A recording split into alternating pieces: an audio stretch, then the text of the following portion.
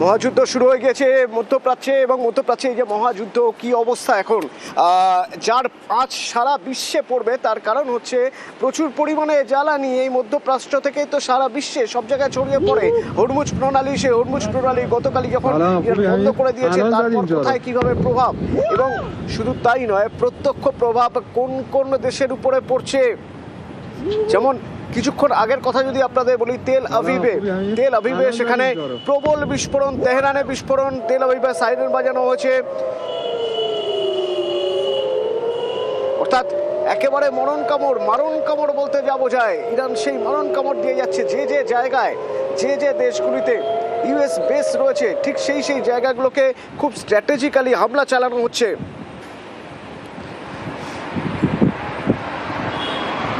পরপর তেহরানে হামলা চালানো হয়েছে, তেহরানে বিস্ফোরণের শব্দ শোনা যাচ্ছে। আর তারই পাশাপাশি বিভিন্ন দেশে চলছে বিক্ষোভ, যেমন করাচিতে বিক্ষোভ, সেখানে 8 জনের মৃত্যু।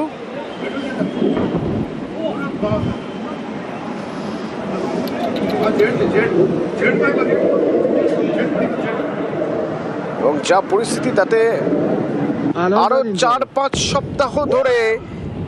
সপ্তাহ ধরে টানা হামলা চালিয়ে যেতে পারে আমেরিকা, অন্তত সেরকমই ইঙ্গিত পাওয়া যাচ্ছে হোয়াইট হাউস থেকে।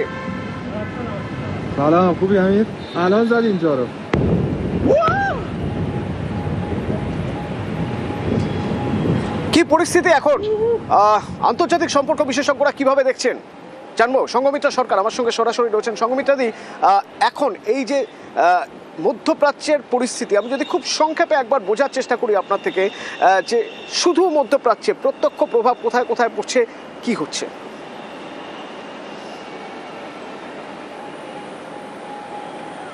মধ্যপ্রাচ্যের ক্ষেত্রে মূলত বেশ অনেকগুলো জায়গায় যেটা রয়েছে, সেগুলো হলো মার্কিনদের প্রতি সহানুভূতিশীল রাষ্ট্র, বা অনেকের মতে এখানে এগুলো প্রায় প্রত্যেকটি হলো মার্কিনদের সামরিক বেস রয়েছে। ফলে যেগুলো এই মুহূর্তে ইরান যেগুলোতে টার্গেট করেছে, একের পর এক আমরা কালকের থেকেই দেখছি যে এদের প্রতি আঘাত আসছে, এবং ফলে একটা টালমাটাল অবস্থা তো রয়েছে। আমাদের মনে রাখতে হবে যে মধ্যপ্রাচ্য বা পশ্চিম এশিয়া যাই বলুন, এটা কিন্তু আন্তর্জাতিক যে যাত্রাপথ, তার একটা মুখ্য জায়গা, হাব যাকে আমরা বলি।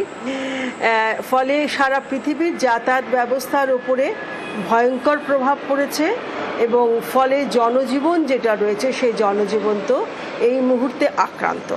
এবার অর্থনীতিতে আসি। অর্থনীতির ক্ষেত্রে আমরা আসার আগে একটু বোঝার চেষ্টা করব, দিদি একটু বোঝার চেষ্টা করব যে এই যে একে একে এখন দেখা যাচ্ছে হিজবুল্লাহ পুরোপুরি সাপোর্ট দিচ্ছে ইরানকে, এই যে একটা পরিস্থিতি, এই পরিস্থিতিতে মনে করা হয়েছিল যে খামেনেইকে হত্যা করার পর তারপরে হয়তো ইরান অনেকটাই দমে যাবে, কিন্তু দেখা গেল না, ইরান একেবারেই দমে যায়নি, বরং আরও দ্বিগুণ বেগে তারা, আরও দ্বিগুণ পরাক্রমে তারা আরও যুদ্ধ করতে শুরু করে দিয়েছে। বরং আমেরিকার যে বন্ধু রাষ্ট্রগুলোর কথা আপনি বলছেন, সেই বন্ধু রাষ্ট্রগুলোর কাছে এখন ইরান বড় থ্রেট হয়ে দাঁড়িয়েছে। কিসের জোরে? ইরানের অভ্যন্তরীণ পরিস্থিতিটা কি, ব্যাকআপ কি, কোন ব্যাকআপে ইরান এখনো পর্যন্ত এভাবে লড়ে যাচ্ছে? তো কথা আমরা জানি, ইউরেনিয়ামের যে প্রাচুর্য দেশটিতে রয়েছে, তা নিয়ে যেরকম পরীক্ষা নিরীক্ষা চলছিল, সেটি কোন পর্যায়ে আছে সে সম্পর্কে কোনো সঠিক সংবাদ আমাদের কাছে নেই। পাশাপাশি এর যে বন্ধু রাষ্ট্রগুলো, কালকে আমরা দেখলাম হেজবুল্লাহ আক্রমণ করেছে, এবং তারপরে প্রতি আক্রমণও ঘটেছে। ফলে এই বিষয়গুলো কিন্তু আমাদের মাথায় রাখতে হবে যে সারা বিশ্বেই কিন্তু এর খুব জোরালো প্রভাব পড়েছে। এবং কালকে বোধহয় আজকে ভোরের দিকে দেখলাম যে ব্রিটিশ প্রধানমন্ত্রীও কিন্তু বলেছেন যে এই আক্রমণের সঙ্গে তারা যুক্ত নন। ফলে যেটা আমরা দেখতে চাইছি বা বুঝতে চাইছি, সেটা হলো এই যে ক্ষমতা, ইরানের ক্ষমতা কতখানি প্রত্যাঘাত করবার। এবং ট্রাম্পের আজকে যে বক্তব্য, ভোর রাত্রে আমরা যে দেখতে পেলাম যে তারা বলেছে এমন ভয়ঙ্করভাবে তারা সামরিক আক্রমণ করবে যে এর আগে যা তারা কখনো করেনি। এবং তারপরেও কিন্তু ইরানের বিদেশ মন্ত্রী যে বক্তব্য রেখেছে সেই বক্তব্যে খুব স্পষ্ট যে তারা এই বিষয় থেকে সরে আসছে না এবং তারা যে কোনোভাবেই এই মার্কিনীদের আক্রমণকে প্রতিরোধ করবে এবং আঘাতকে কন্টিনিউ করবে। কারণ গতকাল শোনা যাচ্ছিল যে ওমানের মাধ্যমে তারা একটা বলছিলেন ডোনাল্ড ট্রাম্পের বক্তব্যের কথা, আমরা ভোর রাতে যে বক্তব্য পেয়েছি, প্লিজ একটু সঙ্গে থাকুন, শোনাবো। They are the world's #1 state sponsor of terror. We are the world's greatest and most powerful nation, so we can do something about what they do. These intolerable threats will not continue any longer. I once again urge the Revolutionary Guard, the Iranian military, police, to lay down your arms and receive full immunity or face certain death. It will be certain death. Won't be pretty. সঙ্গমিত্রাদি, যদিও Donald ট্রাম্পের দাবি যে আগামী 4-5 সপ্তাহ এইভাবেই টানা হামলা চালানো হবে, কিন্তু ধরেই নেওয়া যাক সেই হামলা চালানোর পরে একটা সময়ের পর ইরানে কর্তৃত্ব ফলানোর মতো একটা জায়গা আমেরিকা তৈরি হয়ে গেল, কিন্তু সেটা কি খুব সহজ হবে? তার কারণ খামেনেই ছাড়াও বেশ কিছু গোষ্ঠী রয়েছে, ইসলামিক গোষ্ঠী ছাড়াও বেশ কিছু গোষ্ঠী রয়েছে, এমনকি কমিউনিস্টদেরও একটা গ্রুপ রয়েছে ইরানে, যাতে একটা গৃহযুদ্ধের আশঙ্কা করা হচ্ছে যে তখতে কে বসবে তা নিয়ে। অভ্যন্তরীণ পরিস্থিতিটা যদি একটু ব্যাখ্যা করেন ইরানের এখন।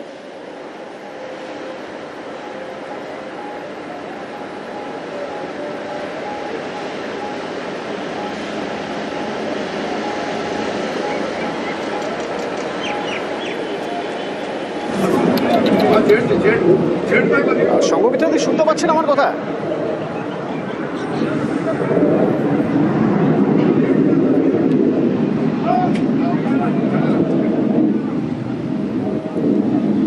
সম্ভবত কিছু সমস্যা হচ্ছে, আমি সঙ্গমিত্রাদির সঙ্গে পরবর্তীতে কথা বলবো।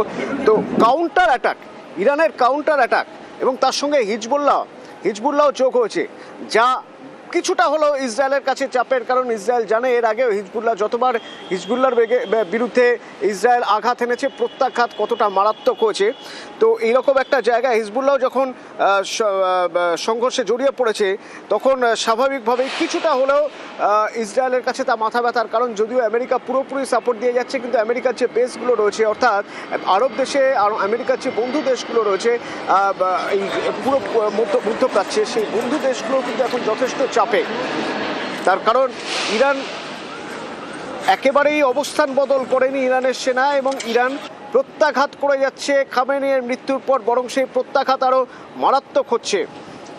একদিকে ট্রাম্প বলছেন ইরানকে শিক্ষা দিতে চাইছেন, উল্টো দিকে প্রতিশোধের বার্তা দিয়ে রেখেছে তেহরান।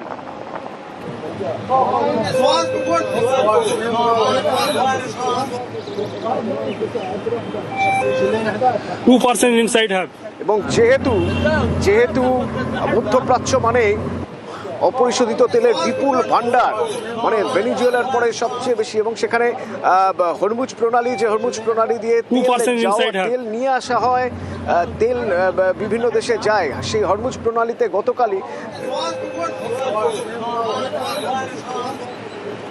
গতকালই হরমুজ প্রণালীতে আঘাত হানার পর পরিস্থিতি আরো ঘোরালো হয়েছে। সঙ্গমিত্রাদি, একটু আগে আপনার সঙ্গে আমার কথা হচ্ছিল, আমি বুঝতে চাইছিলাম ইরানের অভ্যন্তরীণ রাজনীতিটা এখন ঠিক কোন জায়গায় দাঁড়িয়ে রয়েছে, কারণ একদিকে কমিউনিস্টরা রয়েছে, আরেকদিকে খামেনির বিরোধীরা রয়েছে, এবং খামেনি গোষ্ঠী তো রয়েছে, ইসলামিক গোষ্ঠী তো রয়েছে।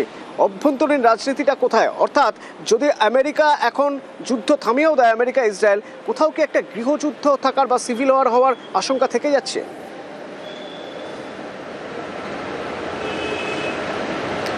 গৃহযুদ্ধ, যেটা মূলত এই যে মধ্যযুগীয় শাসন ব্যবস্থা ইরানে কায়েম রয়েছে, তার বিরুদ্ধ স্বর কিন্তু আমরা বারংবার শুনেছি। এবং সেক্ষেত্রে আমি মহিলা হিসাবে দুজনের প্রথম যেটা মনে আসে, দুজন নোবেল লরিয়েটের কথা, শিরিন এবাদি এবং নার্গিস মোহাম্মদি, একজন জেলের অভ্যন্তরে আর একজন দেশান্তরে।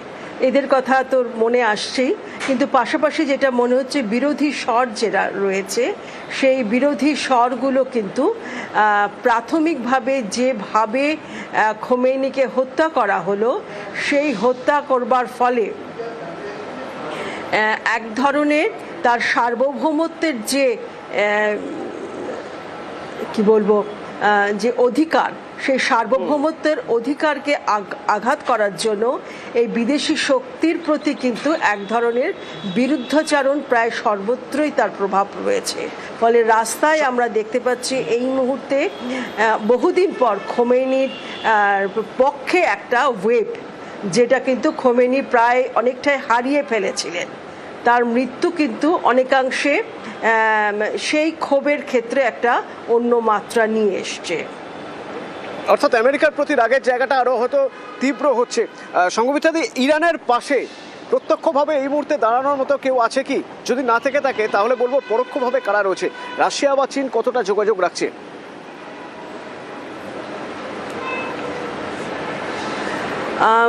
রাশিয়ার কিন্তু খুব ইমিডিয়েটলি একে নিন্দা সূচক মন্তব্য করেছে এই আক্রমণকে, এবং খুব স্পষ্ট তার বক্তব্য রেখেছে। এবং চীনের কিন্তু নির্ভরশীলতা রয়েছে ইরানের তেল কিন্তু একটা বড় অংশ চীনের কাছে যায়। এই মুহূর্তে তারা কিভাবে তাকে সমর্থন যোগাবে সেটা কিন্তু সময় একমাত্র বলবে। যদিও রাশিয়ার জিওগ্রাফিক্যাল প্রক্সিমিটিটা অনেক বেশি, তার কাছাকাছি।